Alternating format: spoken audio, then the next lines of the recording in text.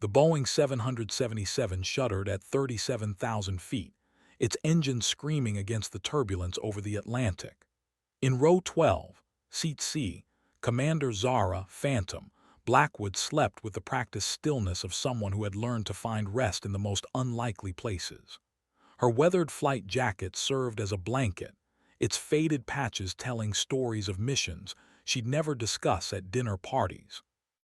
The leather bore the subtle wear of countless cockpit hours, and if you looked closely, you could see the ghost outline where her squadron insignia once lived, before everything went wrong in the skis over Kandahar. 3 rows behind her, a businessman noticed the way she slept, not the vulnerable surrender most passengers displayed, but the alert rest of a predator. Her breathing remained steady even as the aircraft bucked, her hand instinctively positioned near her carry-on as if reaching for controls that weren't there. She'd been flying military transports when most of these passengers were still learning to drive. But now, she was just another civilian heading home from a defense contractor meeting that had gone nowhere. The intercom crackled to life, pulling her from dreams of clear skis and steady hands. "Ladies and gentlemen, this is your captain speaking." Captain Morrison's voice carried an edge that made seasoned travelers look up from their magazines. "We're experiencing some technical difficulties with our primary navigation systems. If there are any pilots aboard, please make yourselves known to the flight crew immediately." Zara's eyes opened, not the slow flutter of someone waking up, but the instant clarity of a combat pilot hitting alert status. Her internal chronometer had been counting time zones, and she knew they were somewhere over the Greenland ice shelf, far from any reasonable diversion airport. Technical difficulties. In her experience, that phrase covered everything from minor inconveniences to catastrophic system failures. The flight attendant was already making her way down the aisle, clipboard in hand, asking passengers about their qualifications. Zara watched as 3 men raised their hands: a retired airline pilot with shaking fingers, a young flight instructor who looked like he'd never seen weather, and a corporate pilot whose expensive watch suggested he flew executives between golf courses. None of them had the steady gaze of someone who'd landed a C-130 on a mountain strip while taking enemy fire. None of them had felt their aircraft die beneath them and still brought everyone home. The flight attendant reached row 12, and Zara made a decision that would change everything. She raised her hand slowly, meeting the woman's eyes with the quiet confidence that had once made colonels listen to a lieutenant who dared to question their flight plans. "Ma'am, what's your experience?" the attendant asked, pen poised over her clipboard. 22 years military aviation, fixed-wing and rotary, transport, reconnaissance, and air-to-air combat. Zara's voice carried the flat precision of someone reading coordinates, but the businessman behind her leaned forward, suddenly interested. The attendant's eyebrows rose. Women her age weren't supposed to have those qualifications, not with that kind of time in service. But something in Zara's posture, the way she'd automatically secured her seatbelt in a manner that suggested bailout procedures, the unconscious habit of checking exits, made the clipboard irrelevant. "The captain would like to speak with you immediately, ma'am." Zara unbuckled her seatbelt and stood, noting how the aircraft's trim felt wrong, subtle but persistent. As she moved toward the cockpit, she caught fragments of worried conversations, saw the way children pressed against windows, searching the darkness for lights that weren't there. She'd been in aircraft that were dying before, felt the particular vibration that meant systems were cascading toward failure. But she'd also learned something those other pilots probably hadn't. Sometimes the impossible landing is the only one that matters. The cockpit door opened, and Captain Morrison turned to face her, his relief evident even through professional composure. "Thank God," he said. "We need someone who knows how to fly when the computers give up." The 777 lurched again, harder this time, and Zara stepped into the cockpit she'd never trained for, carrying skills earned in places that didn't appear on any commercial charts. Captain Morrison's hands trembled slightly as he gestured toward the instrument panel. 3 minutes ago, we lost GPS, backup navigation, and our primary flight management computer. We're flying on basic instruments, and I haven't done that since training 20 years ago. His voice dropped to a whisper meant only for Zara. We have 237 souls on board, and I'm not sure I can find Iceland in this weather. Zara slid into the jump seat, her eyes scanning the panel with the systematic efficiency of someone who'd learned to read aircraft health in seconds. The artificial horizon showed a slight bank they weren't correcting for. The airspeed indicator fluctuated in a pattern that suggested pitot tube icing, and the radio compass spun lazily between magnetic headings like a confused child. She'd seen worse, but never in an aircraft this size, with this many civilians depending on systems she'd never touched. "What's the weather report for Reykjavik?" she asked, her voice steady as bedrock. First Officer Jenkins, younger than Morrison and clearly fighting panic, fumbled with his charts. Visibility 2 miles in snow, crosswinds gusting to 40 knots. The runways open, but they're reporting severe turbulence on approach. Zara studied the fuel gauges and did rapid mental calculations that would have impressed her old navigation instructor. They had perhaps 90 minutes before critical fuel state, maybe 2 hours if they could find smooth air and lean the mixture. But Iceland was somewhere ahead in an ocean of darkness, and dead reckoning over water required skills most commercial pilots had forgotten. She reached for the radio, her finger finding the transmit button with muscle memory. Keflavik Control, this is United 774, requesting emergency vectors and weather update. Static answered her, the kind of white noise that meant they were beyond reliable radio range or someone had stopped listening. Morrison's face had gone pale. "We tried that 20 minutes ago. Radio's working, but we're in a dead zone." The aircraft shuddered again, and Zara felt something she hadn't experienced in years. Not fear exactly, but the crystalline focus that came when death moved close enough to whisper. She'd flown through mountain passes in Afghanistan, where the margin for error was measured in inches, landed on aircraft carriers in North Atlantic storms, and once brought a damaged F-16 home with half its wing missing. But civilian aviation was different. These passengers trusted the pilots implicitly, believed in the magic of modern technology, assumed that training and procedures would always be enough. They'd never had to consider that sometimes survival required abandoning the book entirely and trusting instincts honed in places where hesitation meant body bags. "Captain, I need you to do something that's going to feel wrong," Zara said, her voice carrying the authority of someone who'd given life-or-death orders. "I want you to descend to 20,000 feet and reduce power to maintain our best glide airspeed. We're going to start conserving fuel now, not when we're already in trouble." Morrison's training warred with her suggestion. Reduced altitude meant rougher air, less time to react to emergencies, and procedures that required specific clearances. But something in Zara's eyes, the calm certainty of someone who'd survived the unsurvivable, made him reach for the throttles.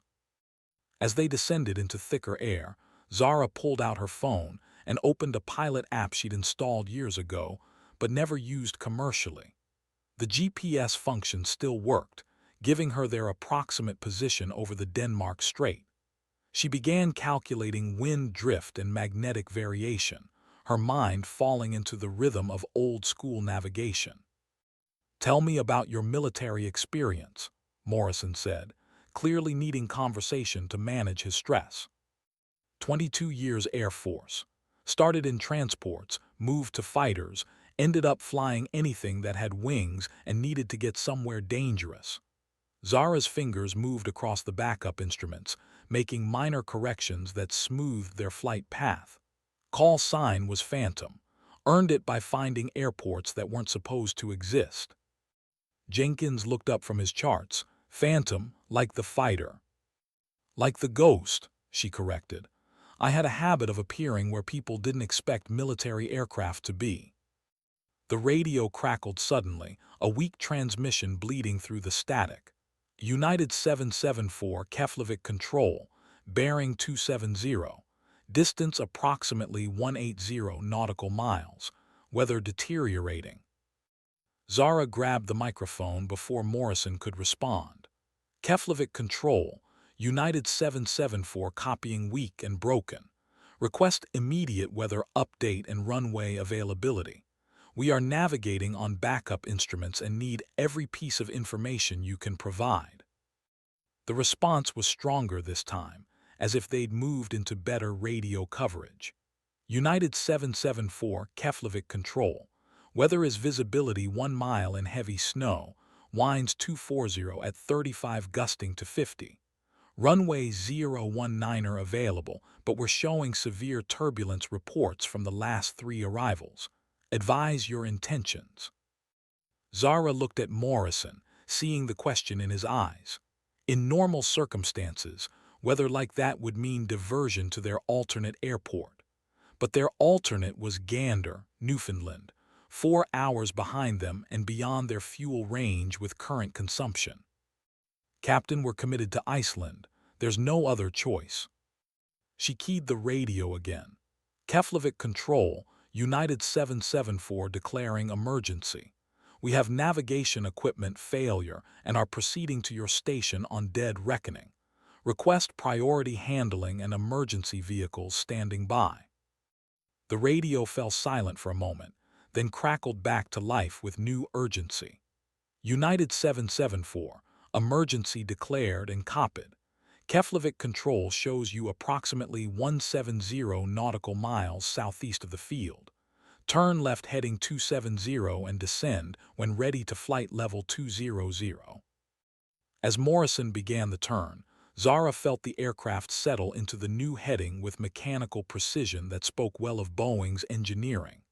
But the real test would come in the next hour, when she'd have to guide them through weather that challenged even modern aircraft, using skills learned in a different century and a different kind of war. She thought briefly of the passengers behind them, sleeping children and worried adults who trusted their lives to routine procedures and everyday miracles. In 90 minutes, she'd either justify that trust or add her name to a list of aviation disasters that would be studied for decades. The lights of the instrument panel cast shadows across her weathered face as she began the most important approach of her life. Zara studied the fuel flow indicators and made calculations that painted an uncomfortable picture. They were burning fuel faster than optimal due to the lower altitude and rough air, but climbing back up would cost precious minutes and expose them to stronger headwinds. She adjusted the power settings with delicate precision, finding the sweet spot between fuel conservation and maintaining adequate airspeed for the increasingly turbulent conditions. "Captain, I need you to make a passenger announcement," she said, her voice steady despite the gravity of their situation. "Tell them we're experiencing navigation difficulties and may encounter turbulence during approach. Don't mention the fuel situation. There's no point in creating panic about something they can't control." Morrison nodded and reached for the intercom. As he spoke to the passengers in reassuring tones that masked their true predicament, Zara continued studying the instruments, noting subtle changes in engine parameters that suggested ice accumulation on the air intakes. She'd seen similar patterns in transport aircraft over the Hindu Kush, where winter storms could kill an aircraft as efficiently as enemy fire. The radio crackled again. "United 774, Keflavik Control. Be advised we have emergency vehicles pre-positioned, and runway lighting has been set to maximum intensity. Current weather shows visibility fluctuating between 1/2 and 1 mile, with snow intensity varying. Wind is steady at 30 knots with gusts to 45.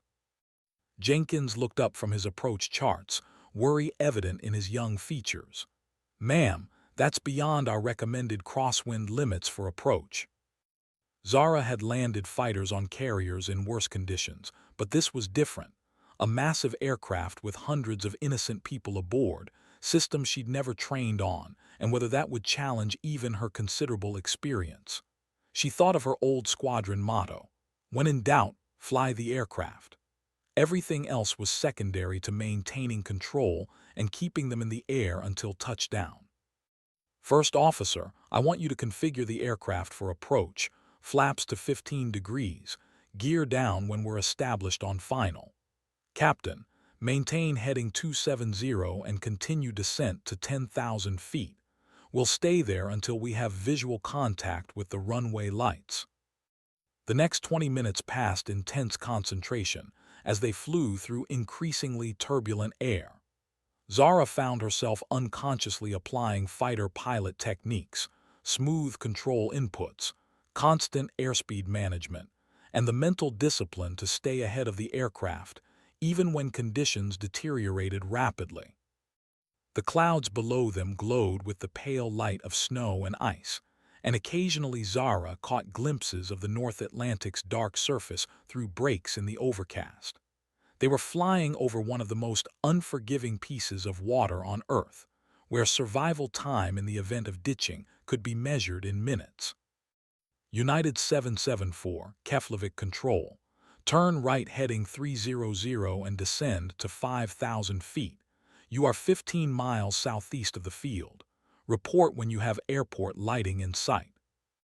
Morrison made the turn, and the aircraft immediately began bucking harder as they encountered the mechanical turbulence created by wind flowing over Iceland's rugged terrain.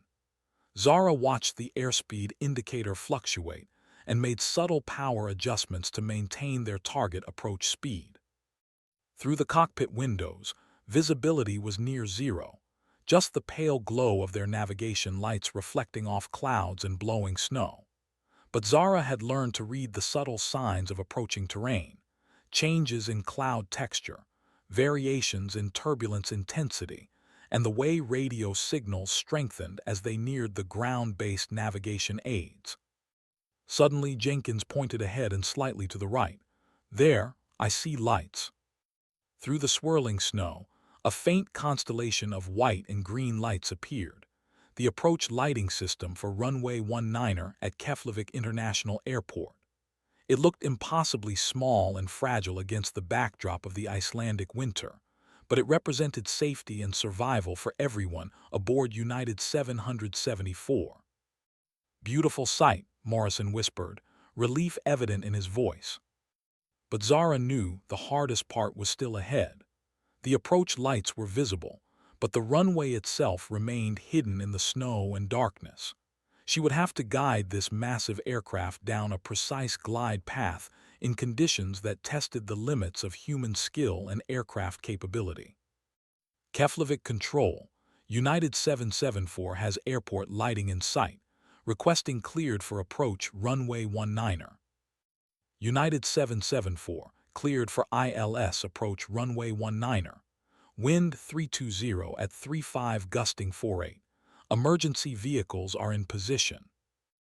Zara took control of the aircraft with Morrison's nod of consent, feeling the weight of 237 lives in her hands as she lined up for the approach that would determine whether they all went home tonight. The runway materialized through the snow like a mirage, its lights creating a narrow corridor of hope in the Icelandic darkness. Zara felt the familiar calm that came over her during critical moments. Time seemed to slow, her vision sharpened, and years of training compressed into pure instinct. The crosswind pushed against the aircraft's nose, requiring constant rudder corrections to maintain runway alignment. "Flaps 30, landing checklist complete," Jenkins announced, his voice tight with concentration. The 777 settled onto the glide path, its massive bulk surprisingly responsive to Zara's gentle control inputs. She'd learned long ago that finesse mattered more than strength when flying became difficult. Let the aircraft do what it wanted to do, then guide it toward what you needed it to do. "Airspeed's good, rate of descent normal," Morrison called out, reading off the instruments as they descended through 300 feet. The runway grew larger in their windscreen, but the snow continued to swirl across their path, occasionally obscuring the threshold lights entirely. At 100 feet, a powerful gust caught the aircraft and pushed it left of centerline. Zara applied right rudder and a touch of aileron, feeling the aircraft respond immediately. This was the moment when experience mattered most, not textbook knowledge, but the intuitive understanding of how aircraft behaved in challenging conditions. 50 feet, runway in sight, Morrison called. The threshold lights passed beneath them, and Zara gently pulled back on the yoke to arrest their descent. The main landing gear touched the runway with barely a bump, followed seconds later by the nose gear. They were down, but not safe yet. The runway was covered in snow and ice, and she could feel the aircraft's tendency to weather vane into the crosswind. "Reverse thrust, maximum braking," she commanded, and Morrison complied immediately. The engines roared as thrust reversers deployed, and the aircraft slowed steadily despite the challenging runway conditions. Emergency vehicles paced them along the taxiway, their red and blue lights creating a parade of safety in the darkness. As they rolled to a stop at the terminal gate, applause erupted from the passenger cabin, a sound Zara had never heard after a military landing. She sat back in her seat, feeling the accumulated stress of the past 2 hours leave her body like air escaping from a punctured tire. "That was exceptional flying," Morrison said quietly. "I've been doing this for 25 years, and I've never seen anyone handle conditions like that with such precision." Jenkins looked at her with something approaching awe. "Where did you learn to fly like that?" Zara began gathering her things, preparing to return to her seat among the passengers. "Places where second chances weren't an option," she said simply. "Sometimes the impossible landing is the only one that matters." As she walked back through the cabin, passengers reached out to shake her hand, thank her, and ask her name. Children stared at her with the wide-eyed wonder reserved for superheroes, and she realized that for the first time in years, she felt the satisfaction of using her skills to save lives rather than take them. The businessman from row 15 stopped her as she passed. "Ma'am, I work for a major airline. We're always looking for experienced pilots, especially ones with your qualifications. Would you consider returning to aviation?" Zara paused, looking out at the Icelandic snow swirling around the terminal lights. She'd thought her flying days were behind her, that the mistakes in Afghanistan had closed that chapter of her life permanently. But tonight had reminded her why she'd fallen in love with aviation in the first place: the challenge, the precision, and the profound responsibility of carrying people safely through dangerous skis. "I'll consider it," she said, settling back into seat 12C as passengers continued to thank her. Outside, ground crews worked to service the aircraft while she contemplated a future she'd never expected to have again. The man beside her extended his hand. "I'm Dr. Peterson from Johns Hopkins. I wanted to thank you personally. My daughter's getting married next week, and because of your skill, I'll be there to walk her down the aisle." Stories like that continued for the next hour as they waited for a replacement aircraft. A grandmother heading home to see her grandchildren for Christmas, a young soldier returning from deployment, a couple celebrating their anniversary, each person whose life had been touched by her ability to find the runway when the computers failed. As the hours passed, word spread through social media about the emergency landing in Iceland. Videos taken by passengers during the approach showed the skill required to land safely in such conditions, and aviation experts began commenting on the precise techniques used to manage the crosswind and limited visibility. By morning, news outlets were running stories about the mysterious pilot who'd emerged from the passenger cabin to save United Flight 774. Airport security cameras had captured her walking calmly through the terminal afterward, declining interviews and avoiding the growing crowd of reporters. Captain Morrison gave a brief press conference, crediting an experienced military pilot with the successful emergency landing, but respecting her privacy by not revealing her name. The airline's chief pilot called it one of the finest examples of airmanship he'd seen in 30 years of commercial aviation. 3 days later, Zara received a phone call from the CEO of a major international cargo airline. They'd obtained her contact information through channels she didn't ask about, and their offer was straightforward. They needed experienced pilots for challenging routes in difficult conditions, places where automation couldn't replace human judgment. We fly into airports where the weather is always marginal and the political situation is often worse, the CEO explained. We need people who can make decisions when the book doesn't have answers. Your demonstration in Iceland suggests you might be exactly what we're looking for. Zara looked out the window of her apartment at the civilian aircraft tracking across a peaceful sky. She'd spent 3 years trying to forget who she used to be, attempting to build a new identity around consulting work and safety seminars. But the night over the North Atlantic had reminded her that some skills were too valuable to waste, some experiences too hard-earned to abandon. "What kind of routes?" she asked. "Medical supplies to remote areas, emergency evacuation flights, cargo runs to locations that most airlines won't service. Dangerous work, but important work. The pay is excellent, and you'd have complete authority over safety decisions. No pressure from management to take unnecessary risks." It was tempting, but Zara had learned to be cautious about opportunities that seemed too perfect. Why me? There must be other experienced pilots available. Because what happened in Iceland wasn't luck or accident. You demonstrated judgment, skill, and leadership under pressure that can't be taught in flight school. Our pilots need to make critical decisions with incomplete information, often in places where help isn't available. That's exactly what you did over the Atlantic.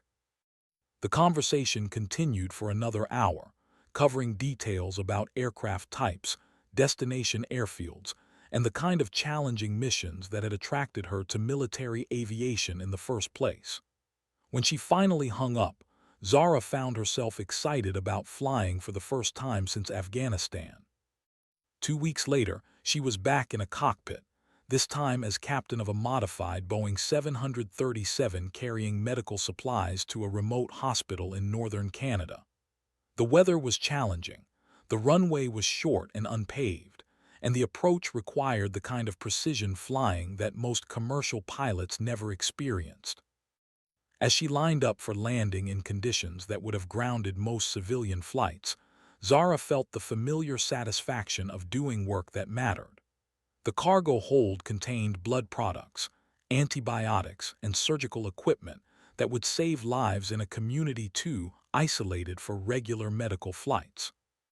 The landing was smooth despite the challenging conditions, and as they unloaded supplies in the remote Canadian wilderness, Zara realized she'd found her way back to the kind of flying that had originally drawn her to aviation. Not the routine transportation of the commercial airlines, but the challenging missions where skill and experience made the difference between success and disaster. Over the following months, she flew relief supplies to disaster zones, evacuated medical patients from remote locations, and delivered critical cargo to places where commercial aviation couldn't operate safely. Each mission reinforced her decision to return to professional flying, and gradually she began to rebuild the confidence that had been shattered in Afghanistan. The call sign, Phantom, followed her to civilian aviation, earned through her ability to find airports in impossible conditions and complete missions other pilots wouldn't attempt. But this time, the reputation carried only positive connotations. A pilot who appeared when help was needed most, who could find a way through when others couldn't see a path forward. One evening, as she prepared for a medical evacuation flight from a remote Alaskan village, her phone buzzed with a text message from an unknown number. "Saw the news about your cargo work. Proud to have served with you. Wolf." She recognized the call sign immediately. Her former wingman from Afghanistan, the one pilot who'd never questioned her judgment even when the mission went wrong. They'd lost touch after her retirement, but apparently he'd been following her civilian career through aviation news and pilot forums. She typed back quickly, still finding airports that aren't supposed to exist. Some things never change. His response came immediately. Some skills are too important to waste.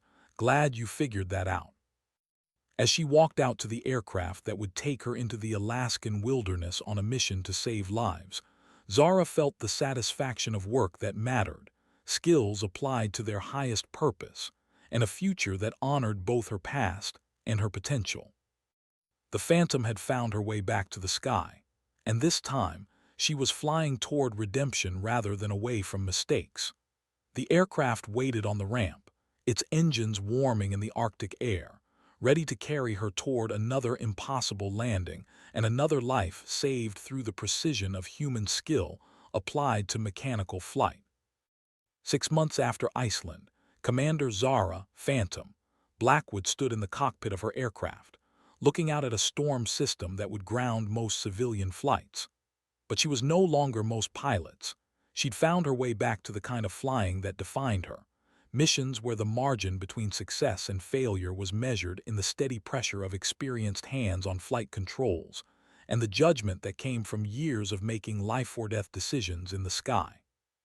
The radio crackled with her next clearance, and she reached for the controls with the confidence of someone who'd learned that sometimes the most important landings were the ones nobody expected you to make. Years later, aviation instructors would teach the Iceland approach as an example of superior airmanship under pressure. They'd analyze the decision-making process, the precise control inputs, and the way experience could overcome technological failure. But they'd never know the full story, how a career that seemed over was reborn in the darkness over the North Atlantic, how skills earned in war found new purpose in peace, and how sometimes the most important flight of your life begins when you raise your hand in row 12 and say, "I can help." The Phantom's legend was complete, but her flying had just begun again.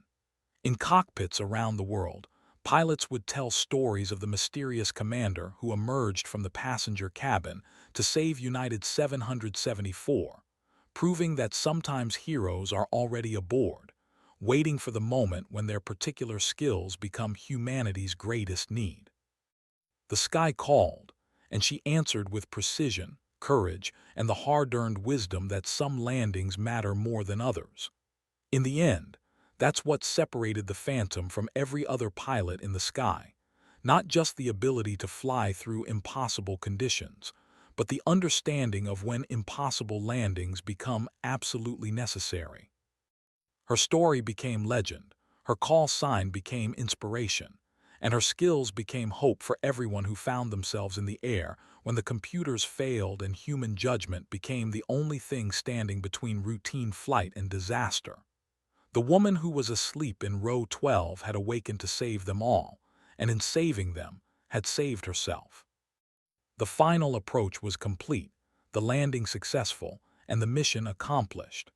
But for Zara Phantom Blackwood, it was just the beginning of a second career that would prove some skills are too valuable to retire, some experiences too precious to waste, and some pilots too essential to lose.